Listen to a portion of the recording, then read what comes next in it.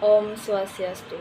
Perkenalkan, nama saya Nikada Yusri Asiti, NIM 2114101012, absen 11, semester 4, kelas A, Sekolah Tinggi Agama Hindu Negeri Empukutran Singaraja. Di video kali ini saya akan mempresentasikan terkait dengan materi hukum perlindungan konsumen. Jadi, apa yang akan kita bahas pada video kali ini? Yang pertama yaitu mengenai tentang pengertian dari hukum perlindungan konsumen, yang kedua yaitu tujuan, yang ketiga yaitu asas-asas, yang keempat itu hak, kewajiban, larangan konsumen dan pelaku usaha. Yang kelima yaitu kelembagaan dalam hukum perlindungan konsumen, dan yang terakhir yaitu undang-undang yang mengatur tentang hukum perlindungan konsumen. Jadi yang pertama yaitu mengenai tentang pengertian dari hukum perlindungan konsumen. Pengertian hukum perlindungan konsumen menurut undang-undang.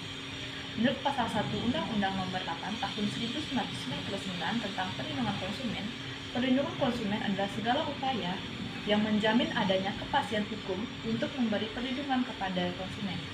Sedangkan menurut para ahli, salah satu ahli yaitu menurut Sido Balog pada tahun 2014, perlindungan konsumen adalah keseluruhan peraturan dan hukum yang mengatur hukum dan kewajiban konsumen dan produsen yang timbul dalam usahanya untuk memenuhi kebutuhannya dan mengatur upaya-upaya untuk menjamin terwujudnya perlindungan hukum terhadap kepentingan konsumen. Materi yang kedua yaitu mengenai tentang tujuan hukum perlindungan konsumen. Yang pertama yaitu meningkatkan kesadaran, kemampuan, dan kemandirian konsumen untuk melindungi diri. Yang kedua yaitu meningkatkan harkat dan martabat konsumen dengan cara menghindarkan dari akses negatif pemakaian barang atau jasa. Yang ketiga yaitu meningkatkan pemberdayaan konsumen dalam memilih, menentukan, dan menuntut hak-haknya sebagai konsumen. Yang keempat yaitu menetapkan sistem PK yang mengandung unsur kepastian hukum dan keterbukaan informasi serta akses untuk mendapatkan informasi. Yang kelima yaitu menumbuhkan kesadaran PU mengenai pentingnya PK sehingga tumbuh sikap yang jujur dan bertanggung jawab dalam berusaha.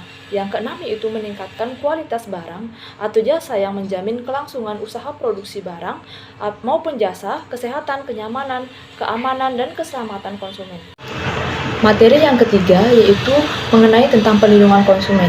Yang pertama, asas manfaat adalah segala upaya dalam menyelenggarakan perlindungan konsumen harus memberikan manfaat yang sebesar-besarnya bagi kepentingan konsumen dan pelaku usaha secara keseluruhan.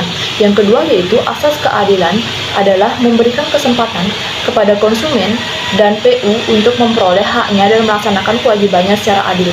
Yang ketiga yaitu asas keseimbangan adalah memberikan keseimbangan antara kepentingan konsumen, PU, dan pemerintah dalam arti material maupun spiritual. Kemudian yang keempat adalah asas keamanan dan keselamatan konsumen adalah untuk memberikan jaminan keamanan dan keselamatan kepada konsumen dalam penggunaan, pemakaian, dan pemanfaatan barang maupun jasa yang dikonsumsi maupun digunakan. Kemudian yang kelima, asas kepastian hukum adalah baik pelaku maupun konsumen mentaati hukum dan memperoleh keadilan dalam penyelenggaraan perlindungan konsumen serta negara menjamin kepastian hukum. Selanjutnya, materi yang keempat yaitu mengenai tentang hak konsumen. Yang pertama, hak atas kenyamanan, keamanan, dan keselamatan dalam mengonsumsi barang maupun jasa. Yang kedua yaitu hak untuk memilih dan mendapatkan barang maupun jasa sesuai dengan nilai tukar dan kondisi serta jaminan yang dijanjikan. Yang ketiga yaitu hak atas informasi yang benar, jelas, dan jujur mengenai kondisi dan jaminan barang maupun jasa. Yang keempat yaitu hak untuk didengar pendapat dan keluhannya atas barang maupun jasa yang digunakan. Materi selanjutnya yaitu mengenai hak pelaku usaha. Yang pertama yaitu hak untuk menerima pembayaran yang sesuai dengan kesepakatan mengenai kondisi dan nilai tukar barang maupun jasa yang diperdagangkan. Yang kedua yaitu hak untuk mendapatkan perlindungan hukum dari tindakan konsumen yang bertindak tidak baik. Yang ketiga yaitu hak untuk melakukan pembelaan diri sepatutnya di dalam penyelesaian hukum sengketa konsumen. Yang keempat yaitu hak untuk rehabilitasi nama baik apabila terbukti secara hukum bahwa kerugian konsumen tidak diakibatkan oleh barang maupun jasa yang diperdagangkan. Yang kelima yaitu hak yang diatur dalam ketentuan peraturan perundang-undangan lainnya. Materi selanjutnya yaitu mengenai tentang kewajiban konsumen. Yang pertama yaitu membaca atau mengikuti petunjuk informasi dan prosedur pemakaian atau pemanfaatan barang maupun jasa demi keamanan dan keselamatan. Yang kedua yaitu bertindak baik dalam melakukan transaksi pembelian barang maupun jasa. Yang ketiga yaitu membayar sesuai dengan nilai tukar yang disepakati. Yang keempat yaitu mengikuti upaya penyelesaian hukum sengketa perlindungan konsumen secara patuh.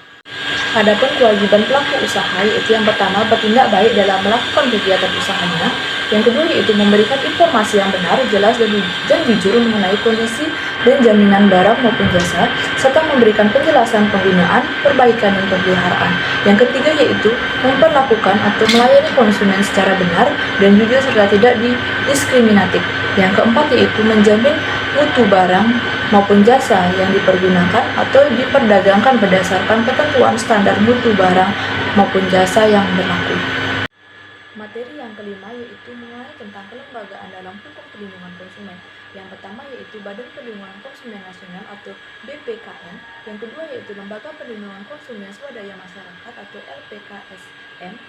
Kemudian yang ketiga yaitu Badan Penyelesaian Sengketa Konsumen atau BPKSK. Materi yang terakhir yaitu mengenai tentang undang-undang yang mengatur hukum perlindungan konsumen. Yang pertama yaitu Undang-Undang Perlindungan Konsumen, Pasal 1 Ayat 1 Undang-Undang Nomor 8 Tahun 1999 mengenai definisi perlindungan konsumen. Yang kedua yaitu Pasal 2 Ayat 5 Peraturan Pemerintah Nomor 58 Tahun 2001 mengenai tentang pembinaan dan pengawasan penyelenggaraan perlindungan konsumen. Yang ketiga yaitu Pasal 30 Ayat 6 Peraturan Pemerintah Nomor 58 Tahun 2001 mengenai tentang pembinaan dan pengawasan penyelenggaraan perlindungan konsumen. Yang keempat yaitu Pasal 43 Peraturan Pemerintah Nomor 57 Tahun 2018 mengenai tentang Badan Perlindungan Konsumen Nasional.